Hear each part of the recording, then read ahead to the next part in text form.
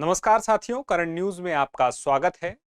आज 2 अक्टूबर है और इस 2 अक्टूबर में दो महापुरुषों की जयंती है। एक है महात्मा गांधी और एक है लाल बहादुर शास्त्री। दोनों ही अपने अपने क्षेत्र में महत्वपूर्ण व्यक्ति हैं। अगर हम महात्मा गांधी की बात करें तो आजादी दिलाने वाले नायकों में अग्रणी पंक्ति में खड़े हुए व्यक्ति के रूप में दुनिया उन्हें जानती है, और दूसरी तरफ लाल बहादुर शास्त्री जो हमारे देश के एक महान प्रधानमंत्री के रूप में दुनिया जानती है। अब यहाँ पे बात आती है महात्मा गांधी के बारे में। महात्मा गांधी की सिर्फ जयंती ही नहीं है, बल्कि महात्मा गांधी की जयंती को पूरी दुनिया अंतर्राष्ट्रीय अहिंसा दिवस के रूप में भी मनाती है। तो ये अंतर्राष्ट्रीय अहिंसा दिवस कब से मनाना शुरू किया गया, क्यों मनाना शुरू किया गया, और इसके साथ ही महात्मा गांधी जी के बारे में कुछ बातें और हैं जो हम जानेंगे।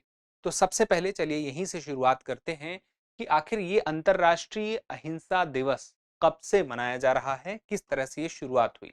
तो देखिए, हम अहिंसा की जब बात कर रहे हैं तो इसका मतलब है कि जहां हिंसा नहीं है, और महात्मा गांधी ने अपनी विचारधारा में यह बात को प्रमुख रूप से स्पष्ट रूप से सामने रखा।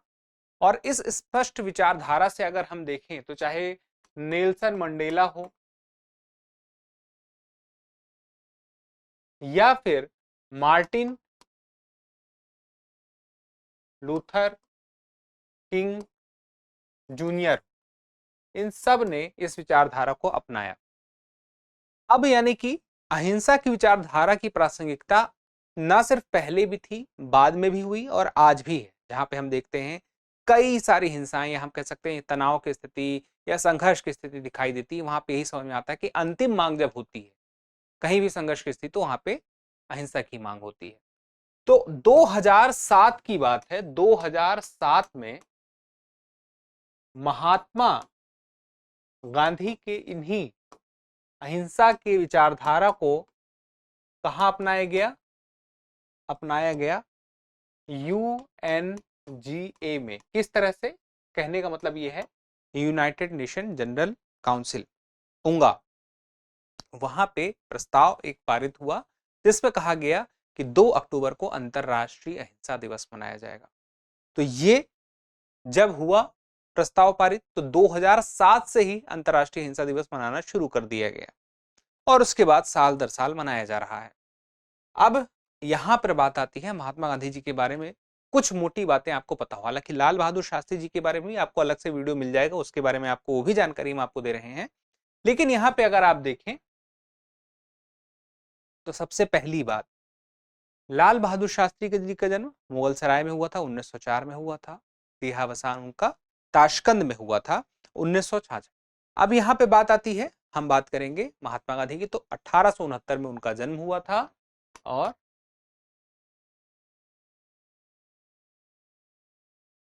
1948 में उनका देहावसान हुआ था, 30 जनवरी को। 1869 में 2 अक्टूबर को, जैसे कि आपको पता है, पोरबंदर में, गुजरात में।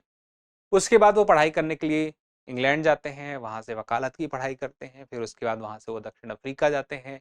दक्षिण अफ्रीका में वहां पे जिस प्रकार से उनके साथ भेदभाव होता है, उस भेदभाव को देखते हुए उनके अंदर एक क्रांति की भावना जगती है, एक विद्रोह की भावना जगती है, और उसके लिए उन्होंने लड़ाई का रास्ता जो चुना वो अहिंसात्मक लड़ाई का था। और उसके बाद फिर चीजें हुई, लंबे समय तक उन्होंने लड़ाई लड़ी वहां पे। फिर उसके बाद भारत जब वो आए 1915 में, तो 1915 में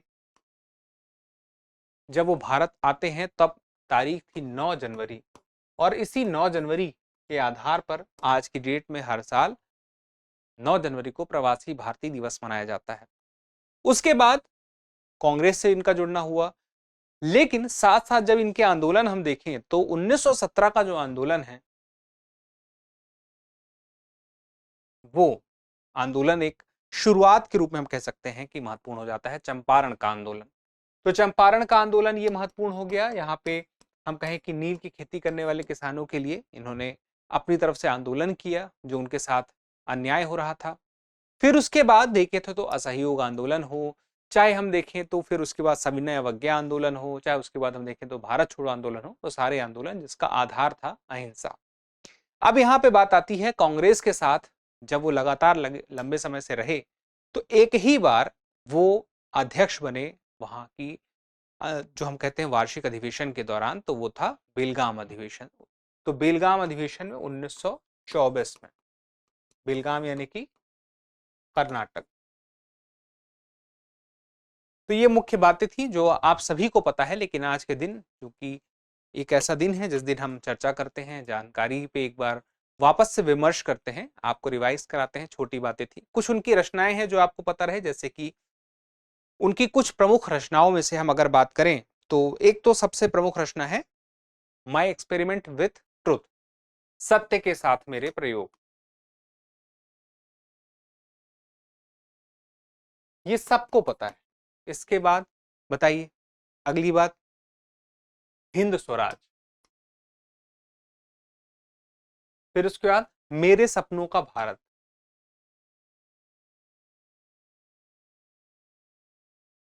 और इसके अलावा और भी बहुत सारी हैं, लेकिन जैसे उसमें से आप कह सकते हैं कि दक्षिण अफ्रीका में सत्याग्रह।